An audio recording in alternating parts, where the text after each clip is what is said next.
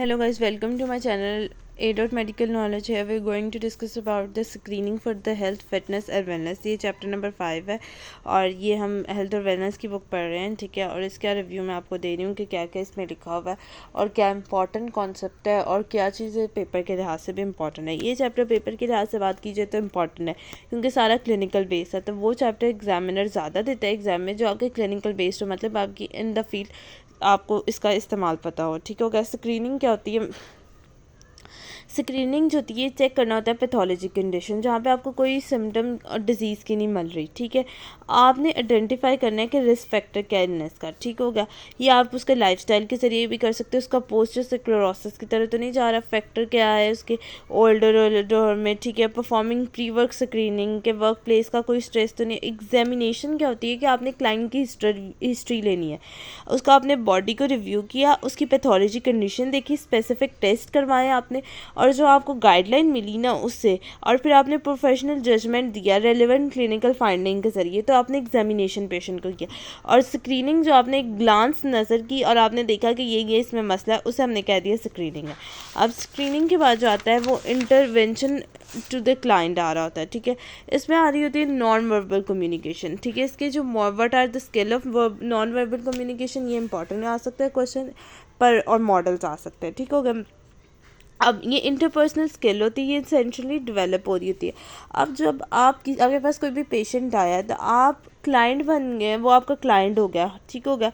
आप good listener होना चाहिए, आपको आप गौर से उसकी बात सुने, ठीक है। आपका काम फोकस उसकी बात पे करना है, ठीक है, कि वो क्या कह रहा है, ठीक है। आपकी अटेंशन स्किल अच्छी होनी चाहिए। आप नॉन वर्बल कम्युनिकेशन करें, आप बोले ना, आप उसका एनर्जी लेवल चेक करें, अगर ज़रूरत पड़े तो आप उससे सवाल कर लें और वो ऐसे सवाल करें कि जिसमें आप कम बोले वो ज़्यादा आपको बताए, ठीक है।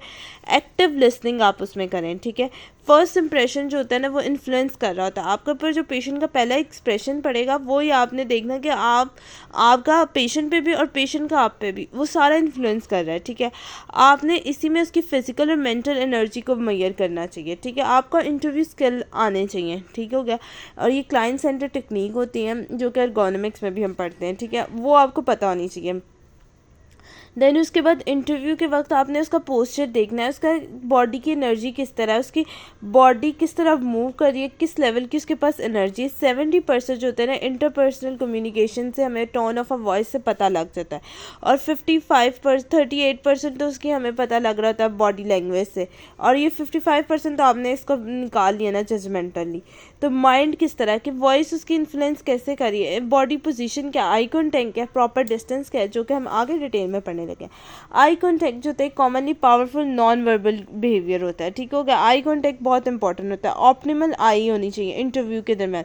जब आप स्पीक कर रहे हैं या बोल रहे हैं या लिसनिंग कर रहे हैं तो आप सिंसेरिटी शो करें। अगर आपका पेशेंट बोल रहा है, ये नहीं कि आप उसे इग्नोर कर रहे हो, मतलब आप उसे सिंसेयर करें कि हमें सुन रही। डायरेक्ट आई कॉन्टैक्ट जो होता है ये भी वर्ल्ड वाइड और कल्चर पे, ये सारी चीज़ें ना कल्चर पे बेस करती है कि कल्चर कहीं का इजाज़त देता है कहीं का नहीं देता। अब देखें, अब आपको मैंने कहा डायरेक्ट आई कांटेक्ट, जो अगर आप देखें अमेरिका, अफ्रीका और एशिया में, तो वहाँ पे डायरेक्ट आई कांटेक्ट जो है वो उधर अच्छा नहीं समझा जाता, ठीक है। मतलब आप डिसरिस्पेक्ट में चले जाते हैं। अरब कंट्री में डायरेक्ट आई कांटेक्ट जो होता है सिर्फ वर्डनेस फील कर रहे होता है। पुअर आई कांटेक्ट जो होता है वो हमें self negative energy, self consciousness हमें बता रहा होता है, शाय कर रहा है पर्सन।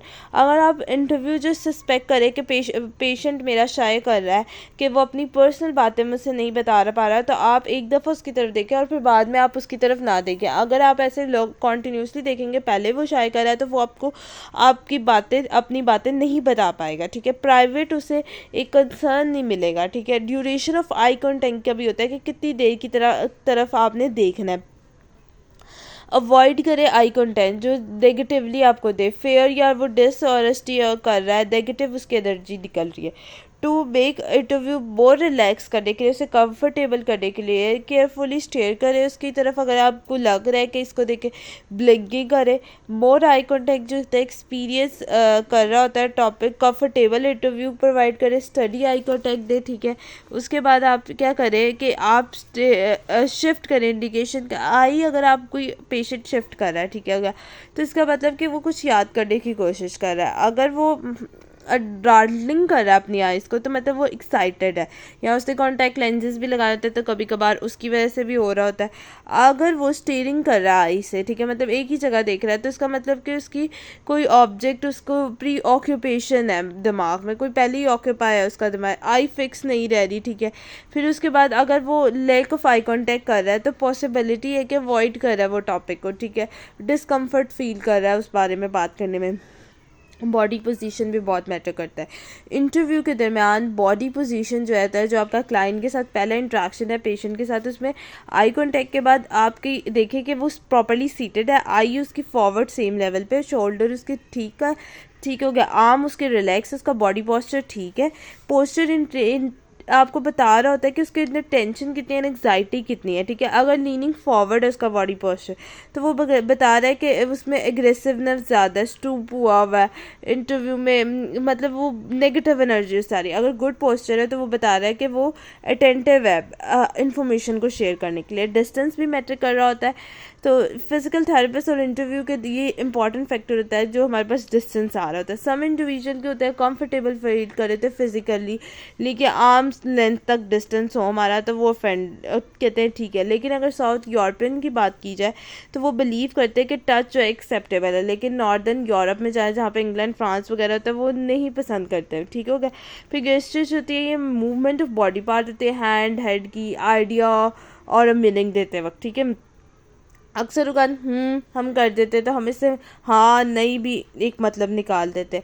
इसी तरह कह रहे हैं कि ये भी क्लोथिंग आपने क्या हेयर पिन के साथ वो खेल रहा है या प्ले कर अपने कपड़ों के साथ ज्वेलरी के साथ लगाए, तो इसमें भी कल्चर डिफरेंस आ जाते हैं।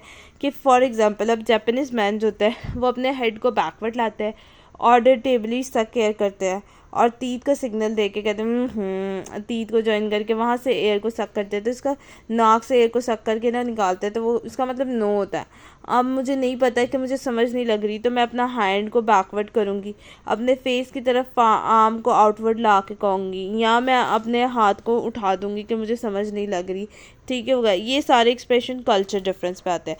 Facial expression important verbal expression में काम कर रहे होते हैं, ये नॉट कॉमन होता है, ऑफन कॉन्फाइंड होता है इंटरपर्सनल कम्युनिकेशन। फेशियल एक्सप्रेशन जो होते हैं कॉन्फ्लिक्ट बता रहे होते हैं वर्बल मैसेज का। नॉन वर्बल कम्युनिकेशन में आपको बता रहे होते हैं कि स्पीकर अगर उसके सर पे आपको रिंकल्स नज़र आ रहे हैं उसका मतलब उसको गुस्सा आ रहा है, ठीक है। और अगर शी इज़ फाइन बट वो कह रही है मैं ठीक हूँ लेकिन टेंस एक्सप्रेशन दे रही है, तो ऑब्वियसली इसका मतलब है उसमें गुस्सा आ रहा है, ठीक है। ऑब्वियस लाइंस आ रहे हैं, ठीक है। रोलिंग ऑफ आई कर रही है अपनी, और अगर वो एंग्जाइटी या सरप्राइज या जॉयफुल है तो वो भी आपको फेशियल एक्सप्रेशन से पता लग जाएगा। फिर उसके बाद वर्बल कम्युनिकेशन आते हैं। मेरे ख्याल से टॉपिक मोस्ट इंपॉर्टेंट है और ये जो होता है वो ज़्यादातर पूछ लेता है क्योंकि in the field verbal communication करनी, नॉन वर्बल तो आप बता नहीं सकते, आपने खुद ऑब्जॉर्व करनी है। तो ये वर्बल कम्युनिकेशन जो होती है इंपॉर्टेंट, नॉन वर्बल कम्युनिकेशन जो होती है इंटरव्यू के अंदर बहुत इंपॉर्टेंट काम कर रही होती है। पेशेंट की पहले आपने मेडिकल हिस्ट्री लेनी है, आइडेंटिफिकेशन करनी है और फिर हेल्थ रिस्क उसको बताने हैं, ठीक हो गया। और इसके अंदर आपने बताना है कि वो फ्रीडम है उसको कि अब वो रिस्पॉन्ड करे। अब दो तरह के टाइप्स होते हैं क्वेश्चन पूछने का डॉक्टर के, एक होता है ओपन एंडेड क्वेश्चन और एक होता है क्लोज एंडेड। ओपन एंडेड में आपने क्या कहना है कि आपने ऐसा सवाल पूछना है कि वो आप येस और नो में आपको आंसर दे सके, लेकिन जो क्लोज एंडेड क्वेश्चन होता है वो उसका आंसर स्पेसिफिकली फोकस येस और नो पे नहीं हो रहा होता। देखिए हमारे पास आसान लफ्ज़ों में open ended question, close ended. Open ended में जो ना आपने हाउ वाई का यूज़ करना है, आप वो येस और नो में आंसर नहीं दे सकता आपका पेशेंट। आपने बताना है कि आप बताएं अपनी फैमिली हेल्थ हिस्ट्री में कोई आपके कोई हेल्थ स्टेटस को इफेक्ट कर गया। अब वो पेशेंट है वो ये तो नहीं कह सकता येस या नो, वो बताएगा मेरी फैमिली हिस्ट्री ये है, तो कितना ज़्यादा हमें इन्फॉर्मेशन मिलेगी। अब ये पेशेंट टू पेशेंट आपने देख के करना होता है। अब क्लोज एंडेड में होता है कि येस और नो दे दे तो ठीक है, आंसर आपको येस और नो में चाहिए होता है। फिर अगर आपको उसने कोई प्रॉब्लम डिस्कस की है कि मुझे ब्लेडर का इशू है, तो आपने ये नहीं कहना कि हाँ ये बहुत बड़ी प्रॉब्लम है, ये तो डील नहीं हो सकती। You have to make clear कि ये तो ठीक है प्रॉब्लम आम है, या ऐसी उम्र के औरतों को होती रहती है या ऐसे एज के होती रहती है, ताकि उसको डिप्रेशन में नहीं लेके जाना कि मैंने क्या कर दिया। फिर उसके बाद हमारे पास लर्न मॉडल आता है जिसपे हमारे पास क्या आता है कि listen with sympathy, understand the client perception about the problem. आप गौर से उसकी बात सुने कि ये उसका प्रॉब्लम क्या है, ठीक है।